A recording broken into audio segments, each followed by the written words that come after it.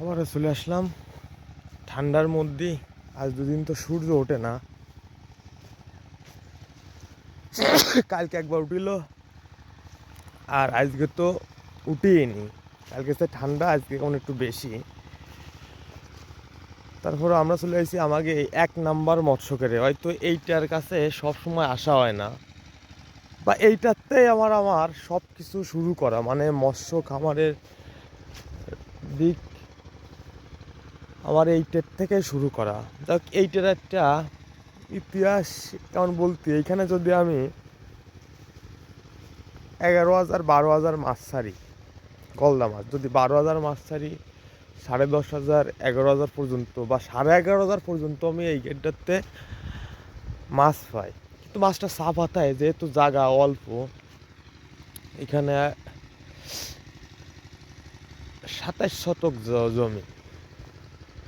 তো এইটা দিয়ে আমার হলো মৎস্য খামার জীবনের পথ চলা শুরু। আর এখানে আমরা হয়তো খিস্তে ফেলাই দেবো, আর 4-5 দিন পরে এই ঠান্ডার মধ্যে খিস্তে পারতেছি না। আর এখানে আমরা ধান লাগাবো, এইটাও আমাদের ধান লাগানোর পরে, যেহেতু এইটা আমরা ধান লাগাবো সেহেতু এটা আমাদের খিস্তে ভাত হয়ে গেছে। আর ঠান্ডার মধ্যে অন্য কোনো জায়গায় যায়নি, গরুর খামারে টুকটাক কাজ। আর সকালে এখানে আমাদের 4 নাম্বার, তারপরে 3 নাম্বার, 2 নাম্বার, ওইখানে রাত্রে থাকি। আর 5 নাম্বারটা হয়তো যাওয়া হয় না, 5 নাম্বারটায়ও আমরা মৎস্য মানে আরবো, ওই ধান লাগাবো আর কি, ধান চাষ করবো। যাক, এইভাবে আমি কলা গাছ টাছ অনেক ছিল, সেগুলো কেটে পাতলা করেছি। আর এইটা এই গেট হিসেবে আমরা পকেট গের, মানে পকেট গের হিসেবে ব্যবহার করি এই গেটটা। কারণ এখান থেকে যদি আমি 10,000 মাছ কি 11,000 কি 12,000 মাছ ছাড়ি, অল্প জায়গার ভিতর মাছ তো কম বড় হয়। এই কারণে হলো এই মাছগুলো আমরা নিচেই নিয়ে যাই, বা আমাকে 3 নাম্বারে দিই, 4 নাম্বারে দিই, 5 নাম্বারে দিই, 2 নাম্বারে দিই, এইভাবে আমরা দিই। গেরে জল দেখলেও বোঝা যাবে যে গেরে মাছ আছে কিনা। তো এইটার মাছ আমরা এই পকেট গের হিসাবে মাছ বড় বানাই, সাদা মাছ থাকে, চিংড়ি মাছ থাকে, যাতে এই বছর এই মাছের মানে এই গেরের মাছটা আমরা বিক্রি করলাম, না হইলে আমরা নিচেই নিয়ে যাই।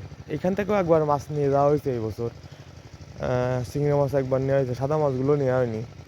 যাই হোক, আমরা এটা খিচেন সাদা মাছও চিংড়ি মাছও নিচের দিকে নিয়ে যাব।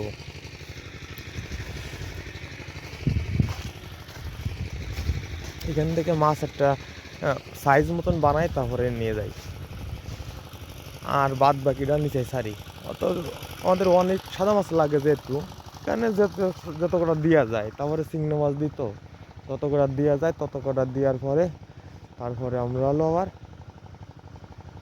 নিচেরটাই নিচেই নিয়ে যাই। 3 নাম্বার, 4 নাম্বার, 5 নাম্বার, 2 নাম্বার, যেটাই কম সেইটাই দিই।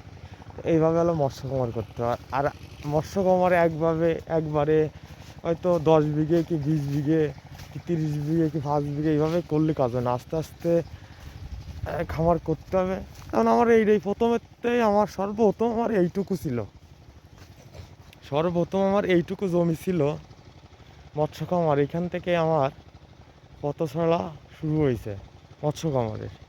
যাই হোক, মৎস্য খামার করতে গেলে নানা রকম হিসাব পাতির দরকার আছে, কারণ চর্চা করতে, এগুলো প্র্যাকটিক্যালি না করলে মানুষের কাছ থেকে পরামর্শ নিয়ে বোঝা যাবে না, নিজে প্র্যাকটিক্যালি করতে হবে, তাইলে বোঝা যাবে। যাই হোক, আমাদের এক নং মৎস্য খামার আসা হয় না, ঠান্ডার দিন অন্য কোনো জায়গায় যাতেও পারেনি, সূর্য তো ওঠেই না। শের পর্যায়ে আজকে আমরা ছোটো গেটে আসলাম, আমাদের বাড়ির পাশে যেহেতু, সেহেতু আমার আসা হয় না, বাবা আসে, আর 2 ভাই অন্য অন্য দিক যাই। যাই হোক, এই পর্যন্ত আজকে আমাদের 1 নাম্বার মৎস্য খামার। এখন থেকে হয়তো আসা পারবে না প্রায়, যেহেতু খিচা কাটা চলবে, ধান টান লাগাতে হবে সেহেতু। যাই হোক, আজকে আমরা এই পর্যন্ত, সন্ধ্যার সময় তোমরা গেড়ে চলে যাবো আবার মৎস্য খামারে।